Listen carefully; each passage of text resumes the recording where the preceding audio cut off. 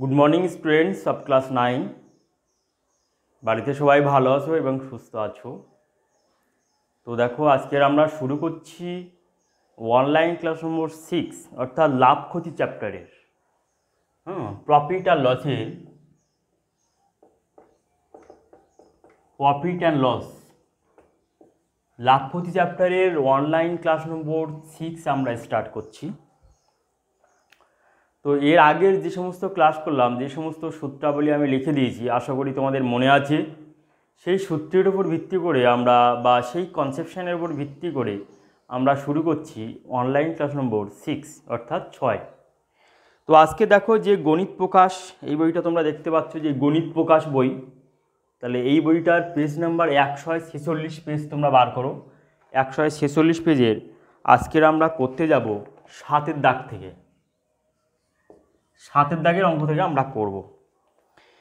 তাহলে এখানে দেখো 7 দাগের যে অঙ্কটা এখানে করে দেওয়া আছে, এখানে দেওয়া আছে, সেই অঙ্কটা আমি পড়ছি। দেখো যে আমার দিদি অরুণ মামার দোকান থেকে 255 টাকায় একটি ছাতা কিনল। অরুণ মামা যদি ছাতার ধার্য মূল্যের উপর 15% ছাড় দিয়ে থাকেন, তবে ওই ছাতার ধার্য মূল্য কত হিসাব করে দেখি। ঠিক আছে, এটা হচ্ছে অঙ্ক। তাহলে দেখো প্রথম পদ্ধতি আমরা করব সূত্রের সাহায্যে সমাধান, অর্থাৎ যে সমস্ত সূত্র আমি তোমাদের একদম শিখিয়ে দিয়েছি সেই সূত্রের সাহায্যে আমি সমাধান করব। কেমনভাবে দেখো যে আমরা এখানে দেখব যে আমার দিদি অরুণ মামার দোকান থেকে 255 টাকার একটা ছাতা কিনল, অর্থাৎ ওই ছাতাটির বিক্রয় মূল্য এখানে হয়ে যাচ্ছে 255 টাকা। তাহলে লিখতে হবে যে এখানে ছাতাটির বিক্রয় মূল্য সমান 255 টাকা।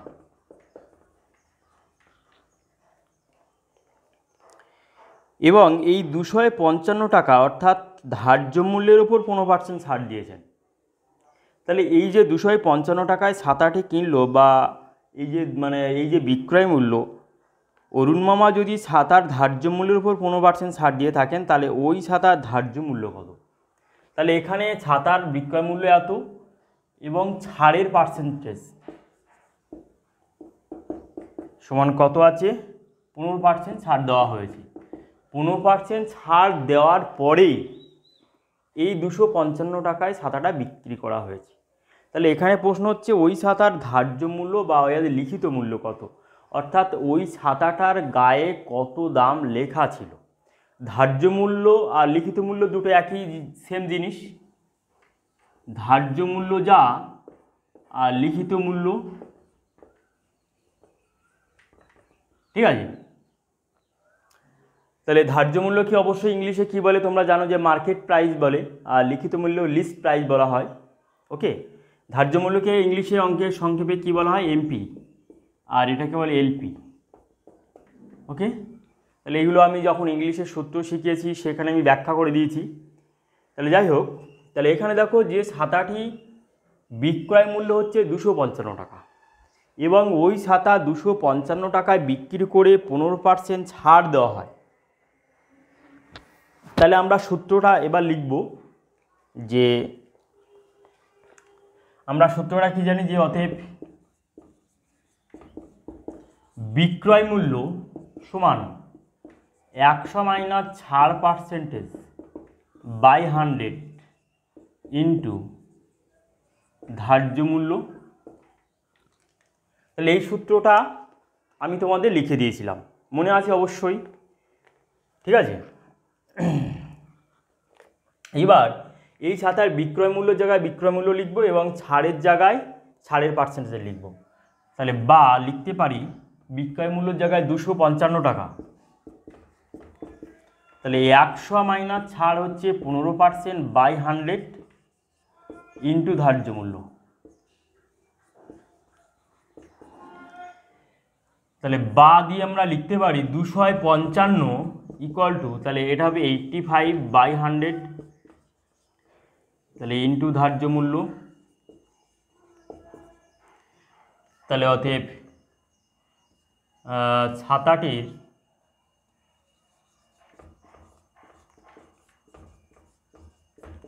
নির্ণীয় ধার্য মূল্য সমান কী হবে? তাহলে দেখো কোণাকুণি গুণ করবো, এর নিচে তো 1 আছে, তাহলে কোণাকুণি গুণ করে দেবো। তাহলে 100 ইন্টু 255 বাই 85। তাহলে দেখো এখানে জায়গা শর্ট পড়ে গেছে বলে আমি এক লাইনের মধ্যে অঙ্কটা করলাম। তাহলে কোণাকুণি গুণ করলে 85-এর সঙ্গে ধার্য মূল্য বামপক্ষে থাকবে, আর 255-এর সাথে 100টা গুণ করলে ডান পক্ষে থাকবে। এবার ওই 85-কে এই পাশে ডান পক্ষে নিয়ে যাবো, ডান পক্ষে নিলে এই পাশে গুণ ছিল, ওই পাশে গেলে ভাগ হয়ে যাবে। বুঝতে পারলে এখানে জায়গা শর্ট পড়ে গেছে, ওই জন্য আমি এক লাইনে উত্তরটা বের করলাম। ঠিক আছে, তাহলে এখানে দেখো তাহলে কত হবে?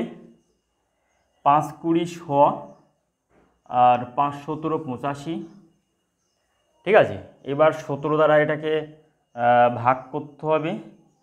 17 1 17, তাহলে আর 5 17 85। ঠিক আছে, সমান সমান 20 ইন্টু 15 সমান 300 টাকা। তাহলে এটা হলো আনসার। বুঝতে পারলে তোমরা? তাহলে দেখো ঐকিক নিয়মের সাহায্যে কেমনভাবে অঙ্কটা করলাম। প্রচুর গরমও পেয়েছে বাবা। ঐকিক নিয়মের সাহায্যে কেমনভাবে অঙ্কটা করলাম সেটা অবশ্যই দেখো তোমরা। যে প্রথমে অঙ্কটা আমি ব্যাখ্যা করেও দিচ্ছি, যে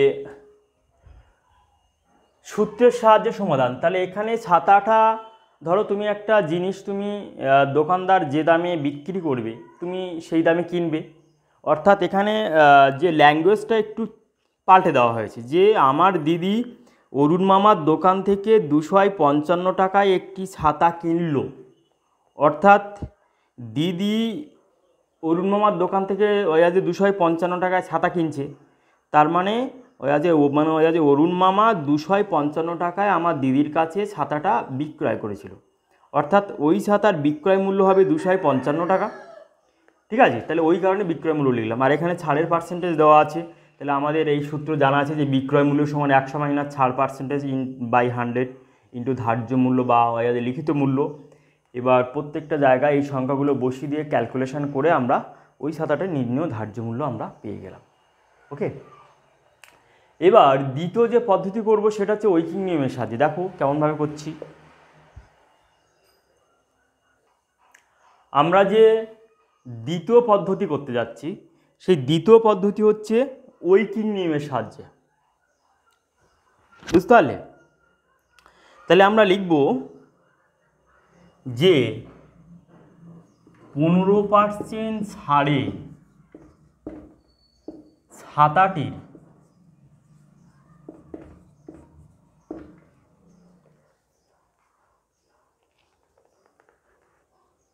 বিক্রয় মূল্য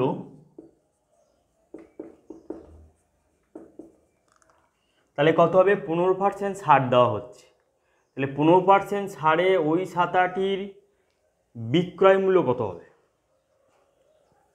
বিক্রয় মূল্য 85, অর্থাৎ এই যে 85টা আমরা কি করে পাচ্ছি?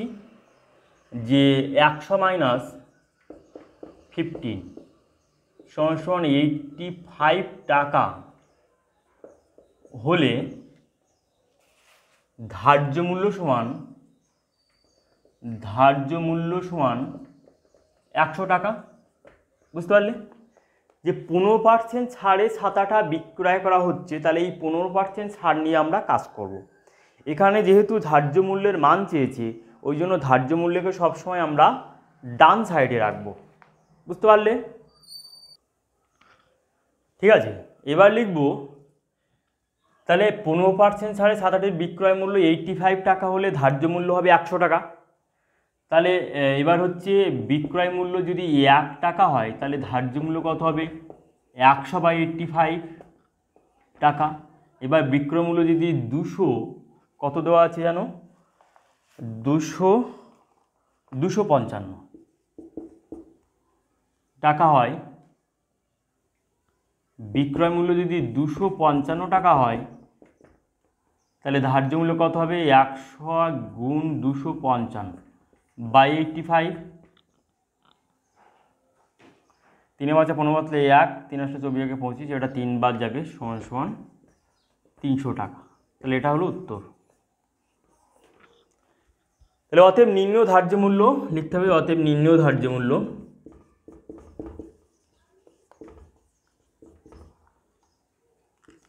ছাতাটির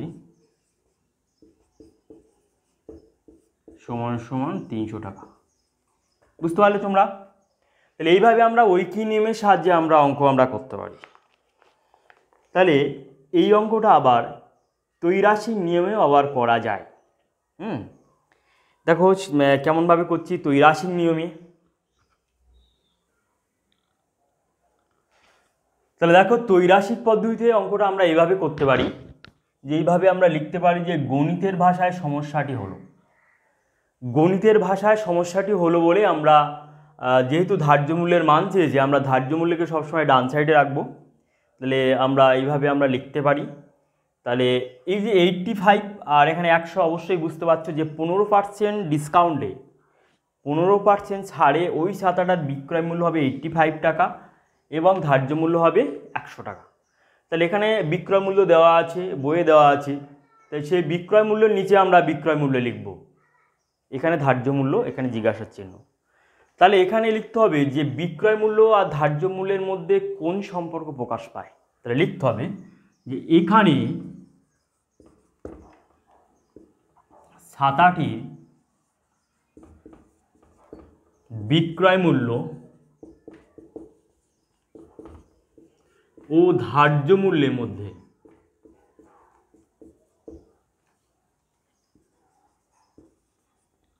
তাহলে দেখুন এখানে 85-এর নিচে মনে মনে 1 ধরবে, যে বিক্রয় মূল্য যদি 1 টাকা হয় অর্থাৎ যদি কমে যায় তাহলে ধার্য মূল্য অবশ্যই কমবে। তার মানে এখানে কমলে এখানে কমছে, তার মানে হচ্ছে সরল সম্পর্ক। সরল সম্পর্ক প্রকাশ পায়।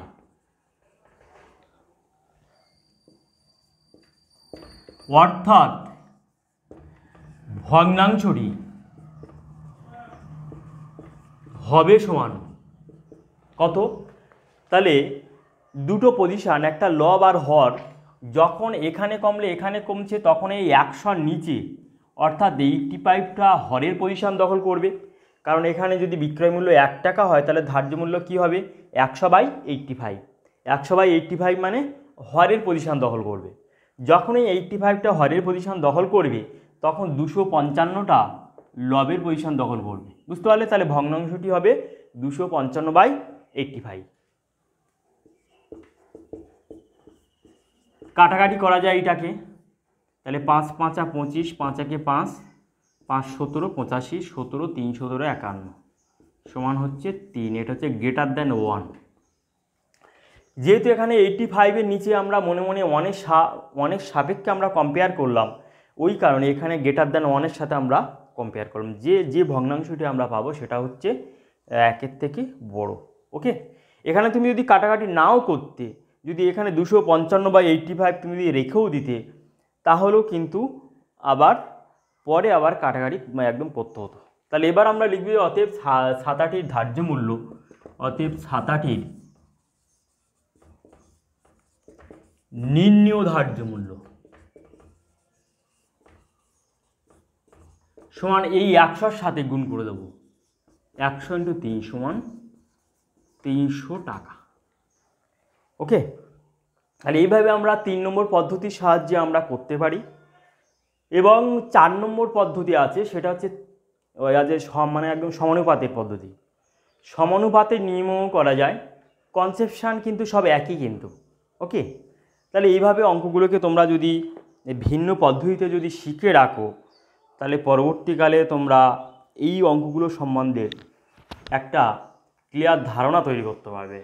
এবং যখন একদম ভবিষ্যতে যখন চাকরি বাড়ির পরীক্ষা দেবে তখন এইরকম মানে যে কোনো একটা পদ্ধতি অ্যাপ্লাই করে তুমি একদম খুব তাড়াতাড়ি উত্তর বের করো। ঠিক আছে? তা শর্টকাট পদ্ধতি সেটা আমি বলছি যে শর্টকাট পদ্ধতিটা কেমনভাবে হয় সেটা বলছি।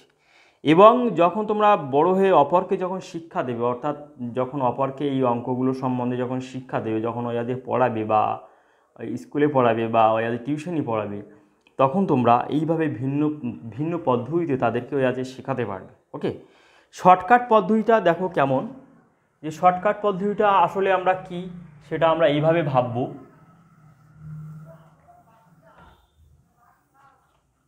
অর্থাৎ যে সমস্ত চাকরি বাকরির পরীক্ষা তোমরা দেবে, সেই চাকরি বাকরির পরীক্ষা এই শর্টকাট পদ্ধতি তোমরা অ্যাপ্লাই করতে পারো। ওকে, কেমনভাবে দেখো, যে সূত্রের সাহায্যে প্রথমে যে সূত্রের সাহায্য করলাম সেইটা অ্যাপ্লাই করতে পারো শর্টকাট পদ্ধতি, কিংবা আরও একটা পদ্ধতি আছে যে সেই পদ্ধতি, এটা হচ্ছে শর্টকাট পদ্ধতি, সংক্ষিপ্ত পদ্ধতি। হ্যাঁ, ফর কম্পিটিটিভ এক্সাম।